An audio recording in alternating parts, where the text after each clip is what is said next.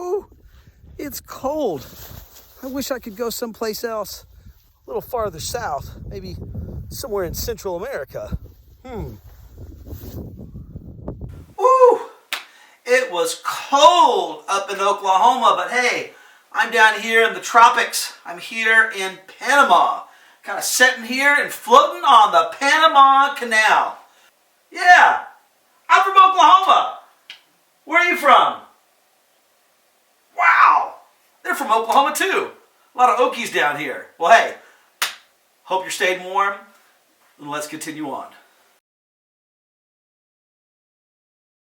The Panama Canal is a shortcut between the Atlantic and the Pacific Oceans. It takes about 8 hours to cross the canals, 50 miles, and that saves a lot of time. So ships don't have to go all the way around the southern tip of South America, either to get to the western or the eastern side of North America or someplace in between. Did you know that the Panama Canal is over 100 years old? Um, about somewhere in about 1880, the French started building the canal, but they didn't have much success because of engineering problems and just a lot of workers were dying. And the United States took over in 1904 and completed it in 10 years. So about in 1914 is when it was opened and ready to run. The canal was not what we would say a straight canal at one equal length. Um, Panama was rugged terrain. So what they realized that they had to do was to make a series of locks. And so on these locks, what happens is when a ship comes into these locks, and what'll happen is they flood these areas, and it will raise the ship up a little bit, and the ship will go forward, and they'll raise it a little bit more, and the ship will go forward. And as then it gets across this man-made lake, Gaton Lake, that was created, then the ships are lowered, and so that is how the engineers solve one of the problems they encountered. And here's some examples of the locks in progress. You can see it going up and going down. This is in a time-lapse fashion. It doesn't go this fast.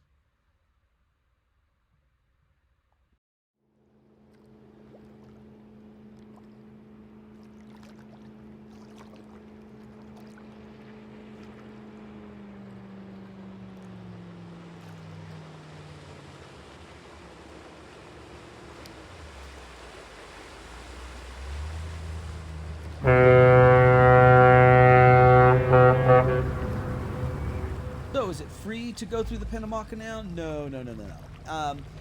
There are billions of dollars collected each year in tolls. Every ship that passes through, depending on its size and the amount of cargo that it has to pay a certain amount to go through.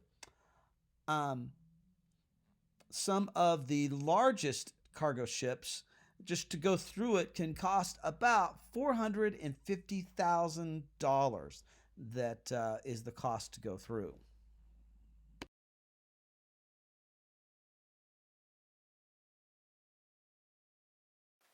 Okay, one thing, if you take a look up here, we have this drawing that says, up at the very top, you see it says Yellow Jack. And then at the very bottom, you've got Uncle Sam here talking to a guy. And I'm just letting you know that the guy that he's talking to is President Teddy Roosevelt. And underneath it here, you can see the first mountain to be moved. And they're pointing at Yellow Jack. And then behind it, you see the mountains that says Panama. And even if you look at this figure, it's a skeleton, and if you even look what this skeleton is holding, it's a sword, and it's kind of a very intimidating looking sword.